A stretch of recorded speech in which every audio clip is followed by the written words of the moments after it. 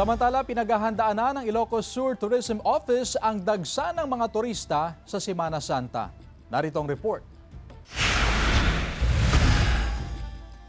Pinaghahandaan ng Heritage Province of Ilocos Sur ang pagdagsa ng turista ngayong Holy Week. Ayon sa pamunuan ng Provincial Tourism Office, dinarayo ang mga pilgrimage sites sa lalawigan tuwing Semana Santa. We always expect na talagang maraming turista for Holy Week and before Holy Week kasi alam naman po natin na ang province of Ilocos Sur sa Vigan City, meron tayong ginagawa every Holy Week na yung procession, which is other provinces from other regions pumupunta talaga to experience the procession. Maliban sa mga simbahan, siniguro din ng Tourism Office na maayos at ligtas na puntahan ng iba't ibang tourist destination sa Ilocos Sur. Nakahanda umanong umalalay ang tourism offices sa bawat bayan. Ngunit may paalala sila sa mga may plano ng mag-book ng kanilang tutuluyan. Sa mga turista na mag-engage sa mga online booking, especially ngayon, please be mindful po sana because before tayo gumawa ng final booking.